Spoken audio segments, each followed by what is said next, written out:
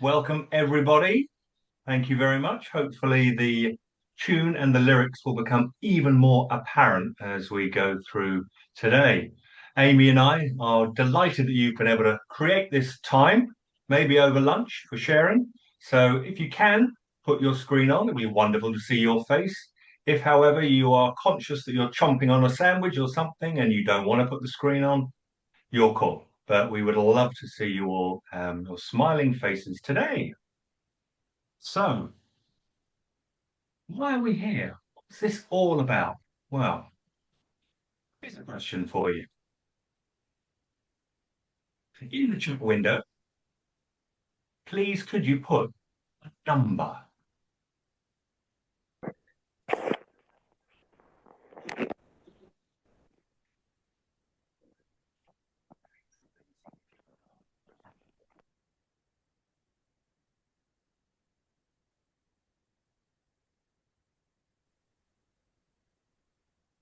Interesting.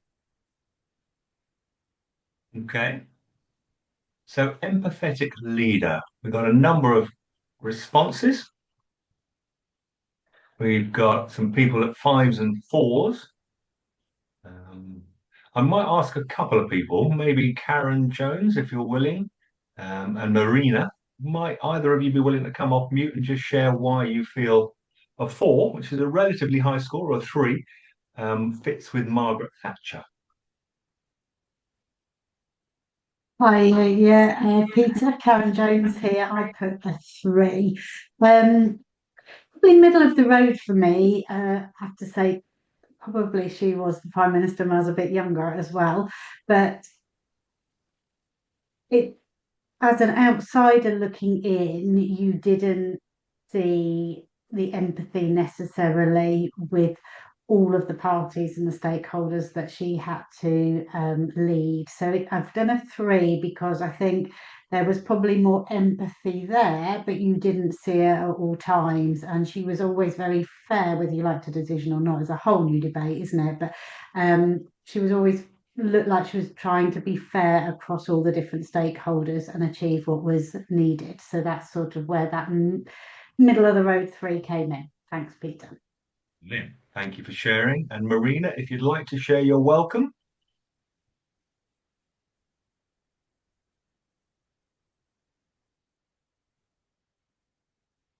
Struggling with sound, no problem. Okay, so we've got this one here.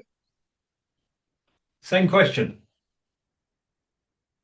Low on empathy or high on empathy? Where does this one sit for people?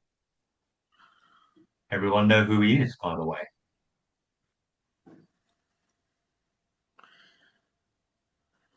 Okay. So we have a resounding set of 5s, with the exception of Peter Liner, who's come in with a 1. So either you know something about this man that the rest of us don't, or you've got the scale back to front. So where are you at, Peter? What are you thinking?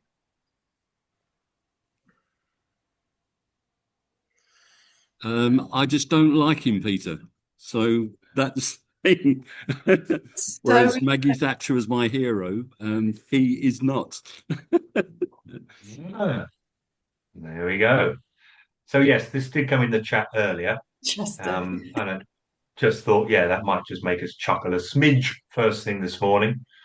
Sorry, this afternoon. Crikey, the time's got away with us. Great news is we have an expert in the world of empathy joining us today. Amy Shortman, perhaps you would be so kind as to give us a quick intro, Amy, about you and why empathy is important in leadership. Hi, yes, thanks, Peter. So thank you, everyone, as Peter has already said, for taking the time out of your day to join us. Hopefully, we will make this a meaningful use of your time and you'll take something away that maybe you haven't thought about or considered. A little bit about me. I'm Amy Shortman. I'm the founder of a company called Be Human Partnership. And we very much, our focus is entirely on helping to bring and helping organizations and their leaders bring empathy and human connection into their organization, to see it as a real, for want of a better word, superpower in enabling high performance within their business. My personal passion for empathy and the power of of the kind of traits and characteristics of empathy and its derivatives for me started almost immediately as I came out of the womb. I was really fortunate to be born into a very empathetic family. My dad was an Olympic athletic coach. He was the national event coach for long jump for many years. And I grew up in the sandpit at one end with dad somehow managing to make time for me and my sister at one end and giving all of his attention, focus and time to his athletes in the other end. And I think that's where my curiosity for relationships and the power of human connection and how it can transform performance in others came from. And I've spent my adult life and career exploring that, whilst also pursuing my own interest in creativity and the performing arts. So I'm fortunate enough to live and work in a world where I combine my two passions, which are using creativity to help people understand themselves better and build better relationships at work. So that's a little bit about me and why empathy is important to me. Wonderful, wonderful. Sounds like a bit of ikigai there in terms of your passion and what the world needs and wants from you. So wonderful, good news. So leadership, right? It's getting harder. It's not getting any easier. Complexities, people issues, these things aren't going away. If anything, they seem to be ramping up right now. Where is the room for empathy in leadership? Come on, Amy. I think one of the greatest challenges that we've got at the moment is some misconception around what empathy actually is, and actually the complexity of it. What we've already seen through that short exercise that you've done this morning is that it's a perspective thing. Empathy is a perspective. It's not. Leadership isn't intent. It's about how people experience us. And that's out of our control. It's something that we can't, as human beings, control in other people because we all experience things differently. So that feels like a massive challenge, and one that at times we don't have time to focus on. So using that exercise that you've just done, Peter, I'm going to throw something out to everyone right now without overthinking it. On a scale of 1 to 5, how empathetic are you feeling right now? Pop it in the chat. And if you're comfortable to, give us a reason. What might be impacting that empathy muscle in this moment?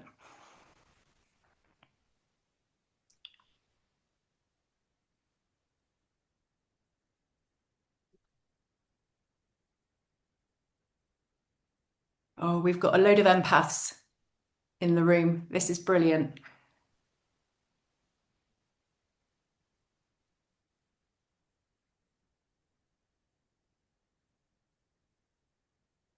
Wonderful. So we got lots of 4s there.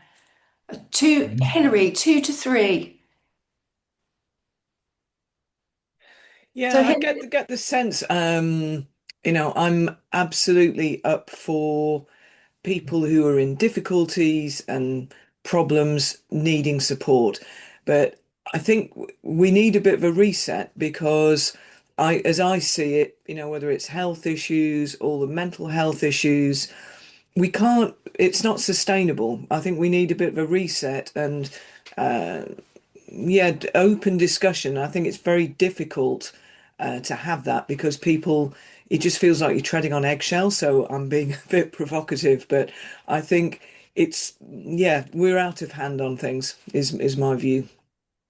Yeah, and I think, Hilary, I would say that our observation through the work that we're doing and the clients that we're working with is that is a fairly that's a consistent sentiment. Many leaders are feeling exactly the same, that the role of leadership, particularly people leaders, so anyone that's responsible for, and most leaders are, whether they're aware of it or not, managing people or leading people, the emotional load or the cognitive load that comes with being empathetic is weighty, right? It carries a lot, and And often it's seen as a trait, as a personality trait. So something we either have or we don't. And if we don't have it, then how do we do it?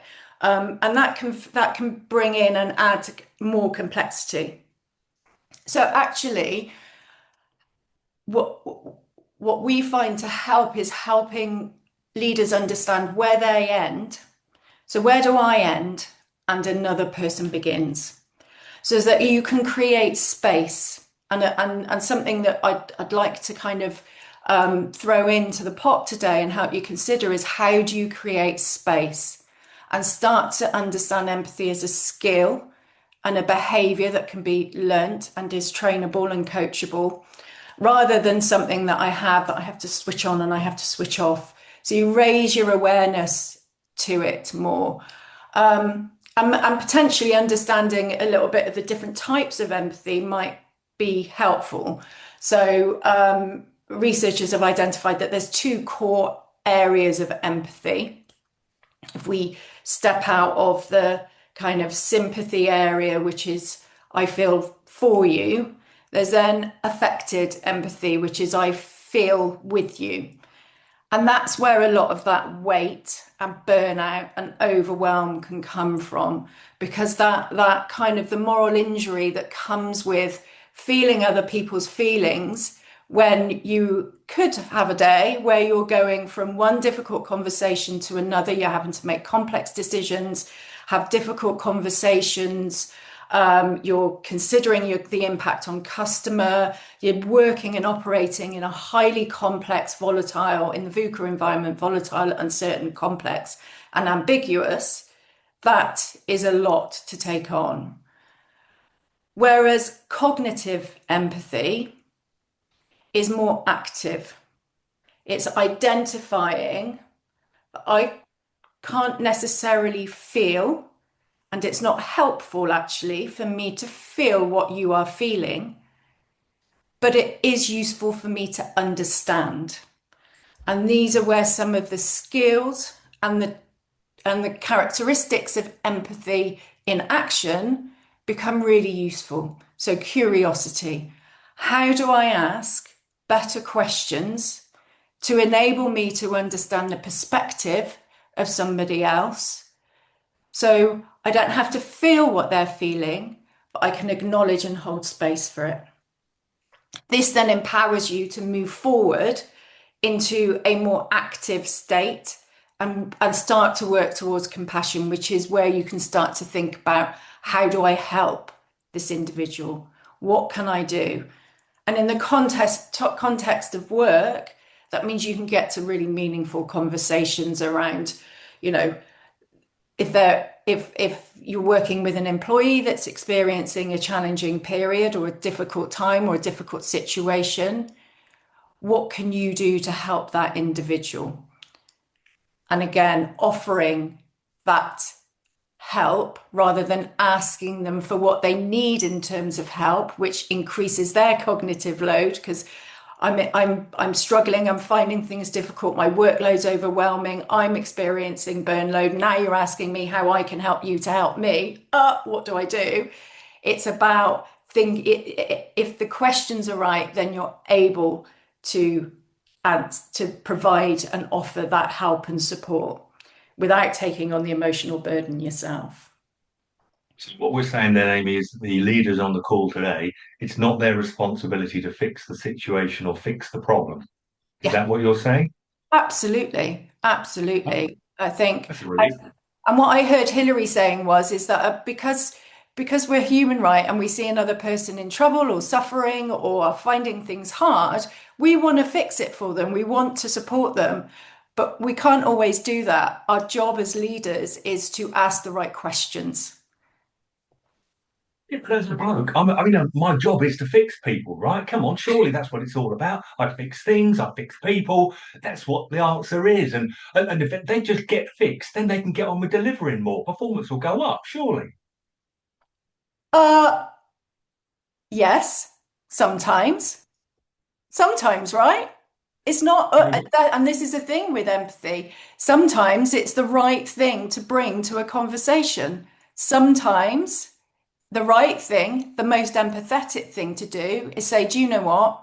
I can fix this for you. This is an easy solve. I can do it for you. Other times, and this is the skill, is being able to pick up on the energy of others so you can adapt to them rather than them adapting to you. Mm, interesting. Okay. So, what are the big other myths that empathy may have in the workplace that you come across regularly? Oh, misconceptions. So empathy is all about being nice. Have we all, how do we feel about that? Is that something that Mm. people have heard? I just Mhm. want to come back to actually something because this is Yeah. I've just noticed Ivan's comment in the chat, and I think this is really important for for people who work in highly emotional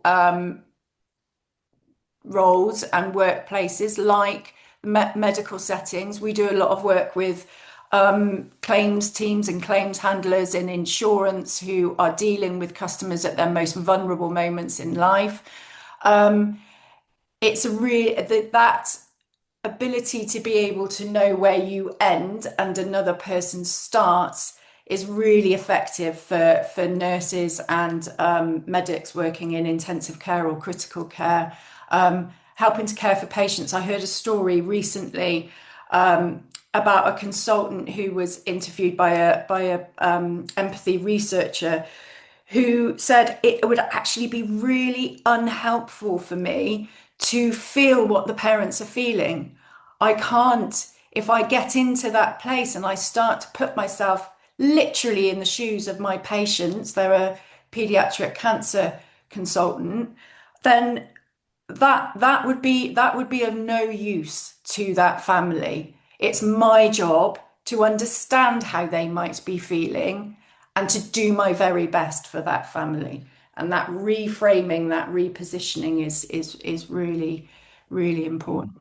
So, Peter, remind me what question I just asked because you've put authentic up there. I got sidetracked. And nice, nice, misunderstood. That's right. Mm. Nice is misunderstood and an undervalued word. Nice guys don't always come last as they're often running a different race. Oh, love that, Steve Smith. Love it.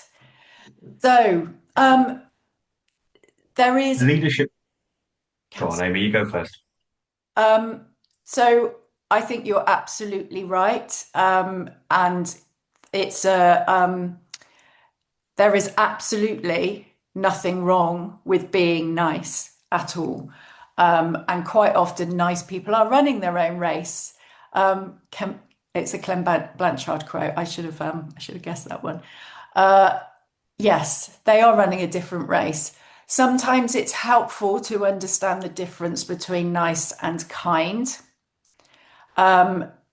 because niceness can often be linked to one of the other misconceptions of empathy, which is that you avoid difficult conversations. And quite often, nice people will take on the workload and responsibilities of others because they can see their suffering in order to make life easier for them.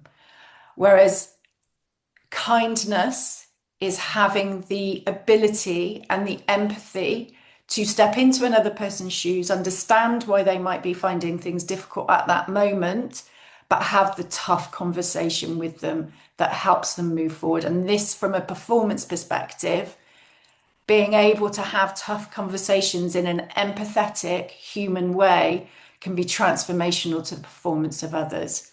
So this is where empathy really does become a hero skill in being able to support others when they don't feel they can support themselves. Yeah, leadership performance was where I was going to go earlier, and I was trying to maybe encourage the conversation around where will this show up? So I've got a top line I need to achieve and a bottom line I need to achieve, right? The revenue's got to come in. I've got to produce enough profit to keep the business. And the kind thing is to make sure we do that. Everyone's got a job, right? So we can't neglect that. In terms of leadership performance, where do do we see this show up on the balance sheet and in our cash? Well, so I mean, one of the main drivers is engagement. So employees who feel like their leaders demonstrate empathy are 4 times more engaged, which means that the discretionary effort you get there, the more that they will do because they feel seen, valued, and understood, translates through into customer interactions, team performance, problem solving, innovation, creativity. All of those things, ultimate upstream drivers of performance. So that creating an environment where psychological safety is high, people feel empowered to make decisions. And these are all outcomes of empathetic leadership, human-centered leadership. Wow. Understanding that performance and profit comes from people ultimately. That is the primary differentiator in organization A versus B versus C, is how well the people work in that environment and how that kind of transforms. You mentioned earlier insurance companies, and I know Zurich are a big client of yours, and without going into any confidentiality we can't share, what's kind of been the business transition for them that's they've noticed a before and an after and they can put value into it? Can you just talk to that a smidge? I think the big differentiator for them ultimately was their customers were, I mean, they're in an industry that is not synonymous with empathy. So when we think of insurance, we don't think of empathy really.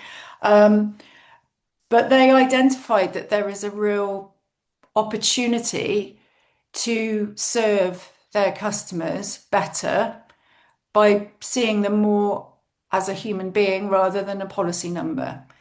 And that was backed up by some research that they did that actually, we want to understand from insurance customers, not their own, but in general, we all have to buy insurance in some way. So where's the gap? What is the gap? And we know that employees are telling us there's a 23-point gap in terms of how they experience empathy from leaders. And we know that 85% of employees want more empathy from their leaders. But their research showed that 70% of customers will make decisions on where they buy their insurance from based on empathy, and whether or not they stay with an insurer based on the empathetic experience they have when they need to claim, when it matters most to them. So, and what they realized is that can't just be something that's at the point of customer contact. When it matters most, when I'm dealing with a human being, how do I feel? It has to be something that is systemic. It's a way of life at Zurich.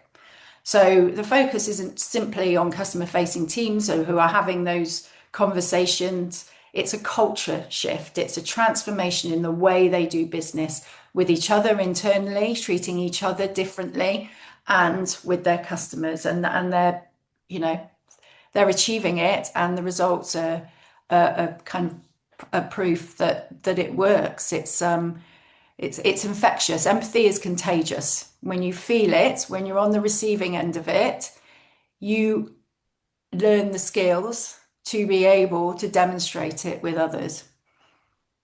Leaders and managers actively demonstrating and exhibiting allows the confidence for the employees in the front line, particularly the customer-facing staff, to know that how it feels, experience it, and therefore feel comfortable and confident and endorsed by the bosses that I can be like this with my customer. And then ultimately customer retention increases, therefore cost to serve customers goes down, so you don't have to spend so much to get more customers.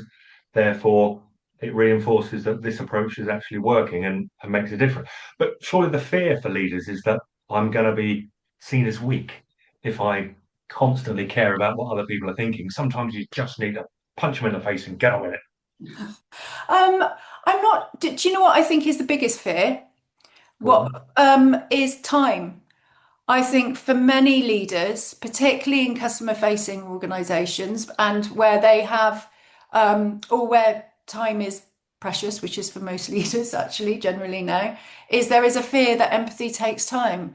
If I want to get to know people, what really makes them tick, that's something that happens over time, and I don't have that time, particularly if you are working in a complex organization where you have multiple reports, and it's maybe you work in a matrix organization. So that person over there is part of my matrix team, but they're not one of my direct reports. How do I build a relationship with them? How do I get to know them?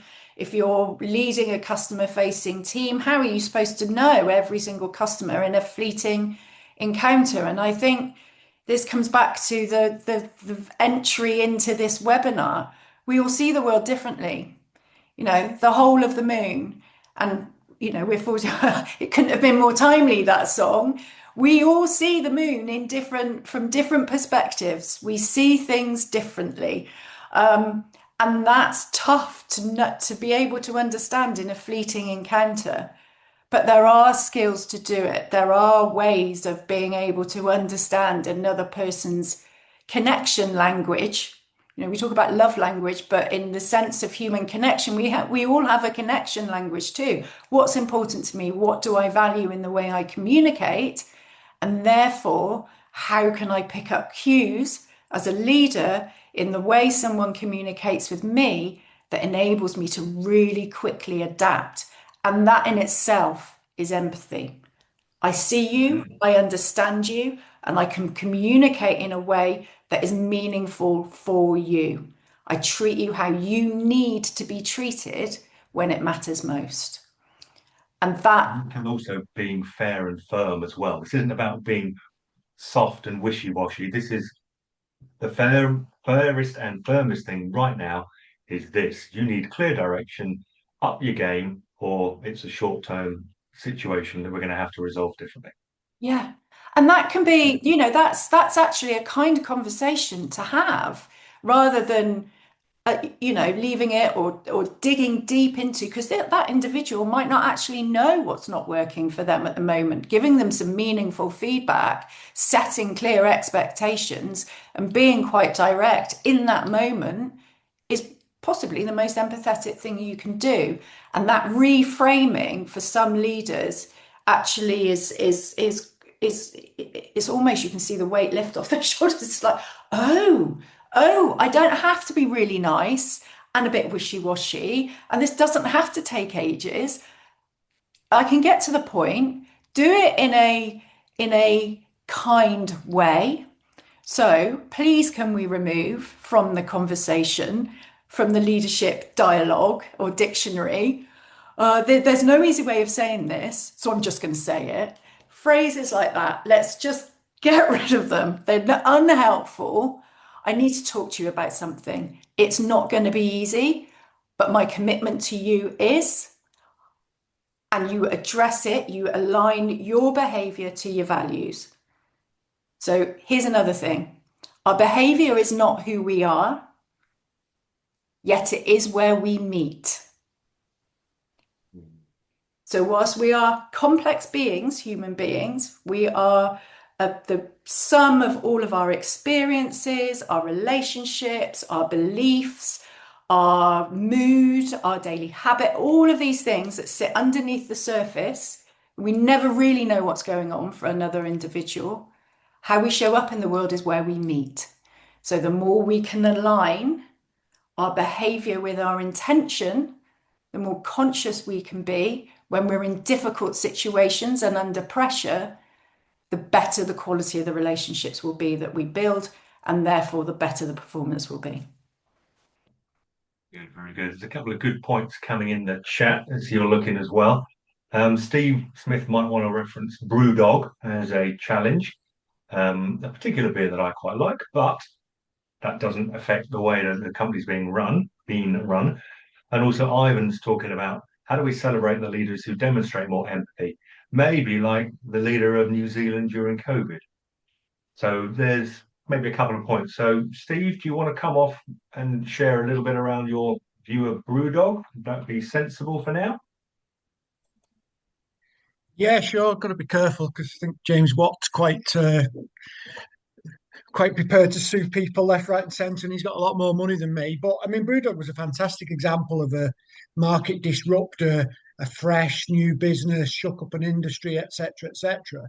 But 2 or 3 years ago, the headlines started coming out that it wasn't all as it seemed, certainly behind the scenes, and I think they ended up with 300 employees signing an open letter talking about the toxic culture and the workplace stress, anxiety, and mental health issues. And since then, it's been a downward spiral ever since for Brewdog, and it just recently got sold for buttons, didn't it? Although James Watt had, previously made 50 million from a share of sales and etc. etc. But I think what came out was that the guy was arrogant, lack of empathy. People weren't treated well at all, even though the public perception was. And Brewdog doesn't really exist in the same way anymore now. It's been and gone. Yeah, it's a Yeah, very big lesson to learn, isn't it? Yeah, go Amy. it reminds me a lot of the kind of the famous Steve Jobs quote, which on his deathbed, and he looks back on his time as a leader, and there were so many things he would have done differently. He was very similarly known to be quite a ruthless, profit over people type leader. And his final reflections were, I did it all wrong. I should have put people first. I should have treated people better. And I think that I work with one of my personal coaching clients is a leader who every single day, at the end of the day, asks herself 2 questions. Where did I add value? What more could I have done for one individual? And that action, that practice of reflection, I think, as a leader is so important. So that you don't end up being Steve Jobs or James Watts and getting to the end of your career or the end of your life and reflecting back and thinking, I should have done that differently. Make the time now to reflect and consider what has my impact been. And I think Karen, you popped in there a really interesting point is that I'm not sure if I can go back to it, but here we go. So you said we do need to remember that we often only see a snapshot of a leader in a certain moment. We need to see if it's a consistent lack of empathy or something that is different in a moment for that person. For what purpose we see the behavior is where we need to support our leaders. And I think that's really important. We also need to be self-compassion, self-empathy is a really important tool. We are only human. We're not in control of how someone else receives or experiences us all of the time. And as intentional as we can be, sometimes we get it wrong, and that's okay.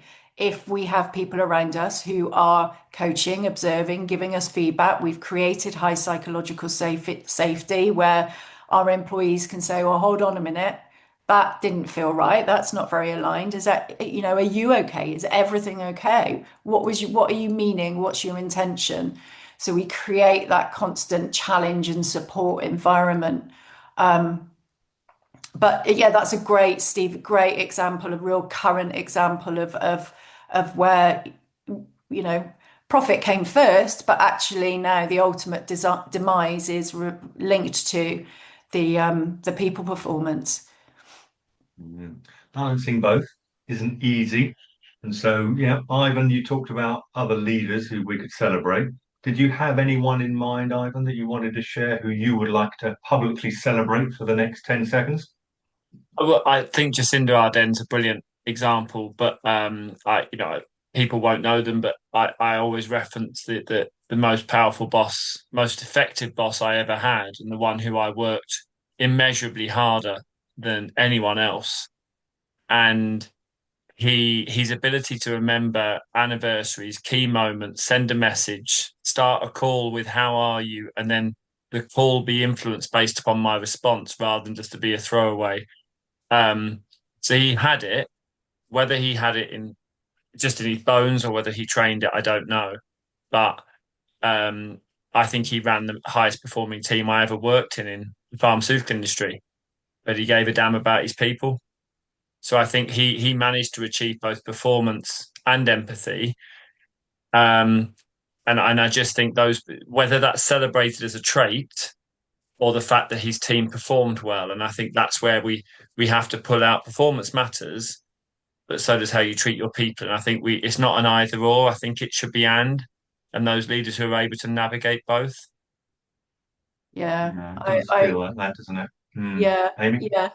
I agree. You're either an effective operator or you're an effective people leader. It rarely do we talk about people, especially, we're living in a time where we're in the macro world, we are faced with some fairly leaders who lack empathy potentially, from whatever perspective you're coming from, and the two things are not seen as being integral to each other. And I think these are one of the things that we talk about when we work with and talk to leaders on this kind of stuff. Is this is an integral skill.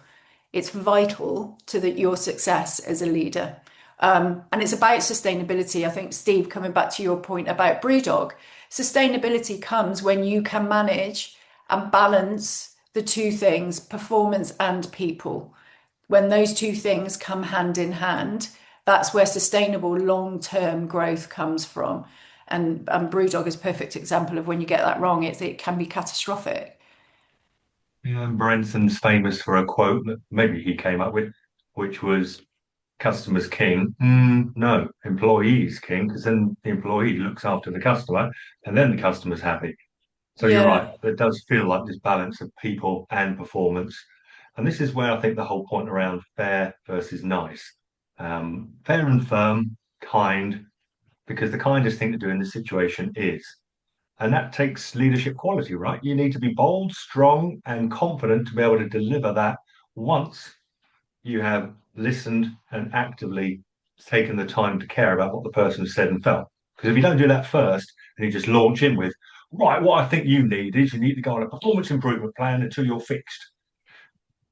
Doesn't work. If you listen, summarize, play back what you think you've heard and understood, and then you're able to say, based on where we're at, the right course of action is this. Be confident. You can do that, right? yeah. I mean, just using my own personal experience here of growing up in an empathetic household. My dad raised me to believe, and I find this quite hard actually. This is one of my hardest traits because I'm very passionate about this. Is that you're born with two of these, one of these. So you listen more, speak less. And he absolutely demonstrated it. It amazed me that he got the results that he did out of the athletes that he worked with, some Olympic medalists. And he was a quiet, unassuming, but he asked the best questions. He noticed and gave the best feedback.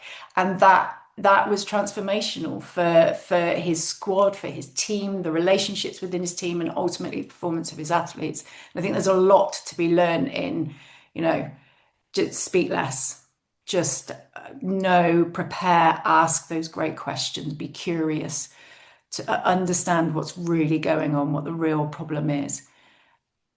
In the last couple of minutes, we did advertise this as 45 minutes. So I think to be fair to people so they can get their lunches finished and whatever, I'm going to ask you for one or two tips if there's things that people could do through your experience of watching and observing others that would be quick wins is a bit of a cheesy phrase, but let's call it that for now. And then if people on the call have got one or two tips as well that they'd like to share, simple things that your colleagues on the call that might benefit also from considering, would you mind just typing them in chat at the same time as Amy's given us a couple of pointers? That's Peter, that's lovely because I think that sharing with each other, that connection, that's a great way of steal and borrow from each other, all of those great techniques. I think if I leave you with anything, it would be three tips really in terms of how to start to embody empathy in your leadership practice. One, self-awareness. Where do you go under pressure? What's your default style? Two, create space. Notice when you are in an under pressure environment and you might be moving towards your default style that might be unhelpful, and to create space to respond differently, ask better questions. And finally, take care of yourselves. Putting yourselves first, practicing self-compassion, understanding the things that for you help you reset, rebalance, and reflect well, so that you can enhance your own leadership practice and performance. They're my three top tips in becoming a truly embodied empathetic leader. Can I leave on I lost my dad recently, and he is my hero and role model. My closing words, I'd like to read something from one of the eulogies from one of his athletes, because I think it's really relevant to what we've explored today. I'm going to say it, try and read it without crying. What made Clive truly special was not just his ability to produce results, it was his ability to see people. He gave generously of his time, his knowledge, and his heart to so many athletes across so many years. He challenged us when we needed it, encouraged us when we doubted ourselves, and quietly believed in us before we even believed in ourselves. To me, they are the qualities of empathetic leaders. Thank you. Beautiful. Thank you very much, Amy. If people want to stay on for a few more minutes to ask any questions, you're welcome. Otherwise, I will formally wrap up our session. As I said, we promised 45, so we've got to be true to our word. But likewise, anyone want to hang on for a few minutes, you're very welcome too. We do have, on the 23rd of April, an opportunity. I know a number of you have already signed up to come along to our session in Brixton in London, which will also be continuing our journey into empathy. And therefore, please take time to look at all the emails I think you'll have been bombarded with us in order to sign up for that. And if we can, we'll try and get that in the chat window. We'll follow up with an email after our session today. Any final other words, Amy? You good for that? All good. Thank you so much, Peter. Thank you. It's been a pleasure. Yeah, good fun. Lots more to learn on the 23rd of April. Yeah, thank you for all your participation. Couldn't do it without you.